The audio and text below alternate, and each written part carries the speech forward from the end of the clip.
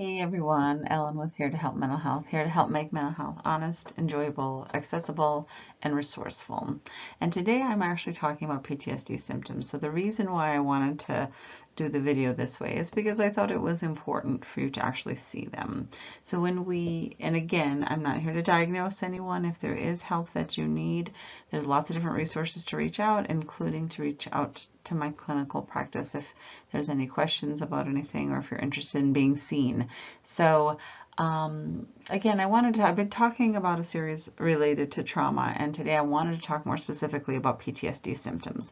One of the things about PTSD symptoms, again, is I'm not here to diagnose, but I'm giving you just information that there actually are 4 different symptom clusters. And a lot of times I like to refer to PTSD as something that looks like just about anything. And that really means that symptoms can kind of vary quite a bit. And so when we look at PTSD symptoms, there's 4 main clusters. There's some kind of re-experiencing or some kind of intrusive, like thoughts, dreams, nightmares, flashbacks, things that are kind of creeping in that you don't want to happen. Next, we'll see the next symptom cluster is avoidance. And really that's doing things actively to kind of not knowing that something causes you symptoms. So maybe avoiding things that you know are triggering you, avoiding things that are thoughts, places, maybe even reminders of any kind. The next is what are called negative alterations, and this looks a lot like this can look a lot like depression. Maybe a lot of negative beliefs about yourself, negative emotions, not being interested in things, those kind of things can happen. And then more of what's called increased arousal. And this can kind of look a lot more like anxiety, being on edge, being irritable, having problems sleeping, doing more self-destructive kind of behaviors, maybe drinking or using substances too much, or feeling just kind of on edge. And so when we look at these 4 clusters, when we look at the re-experiencing, that really can kind of look like when you're working with someone or talking to someone or have a friend or yourself, it can kind of look like people are on edge or even distrustful or disorganized.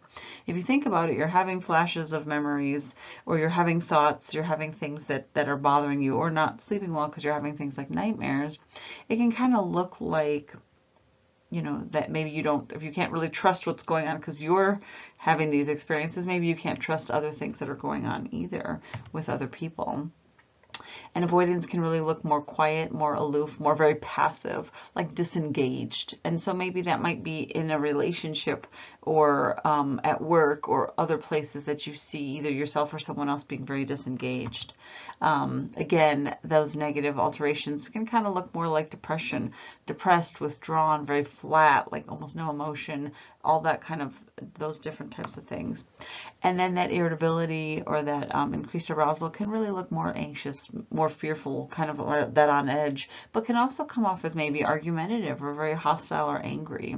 And so a lot of times it is very difficult when you have, when you have a friend or have someone, significant other or someone else in your life that has symptoms of PTSD, because those are kind of things can be, not only kind of all over the place, but they can also, they can vary over time, but they can be very, kind of in your face too if it's more argumentative or anxious, and it can be very maybe difficult to deal with. And so this really is more for an education about those different clusters. I'm going to talk a little more about them in the next video. But thanks for listening to this cog hack, more about the symptoms of PTSD.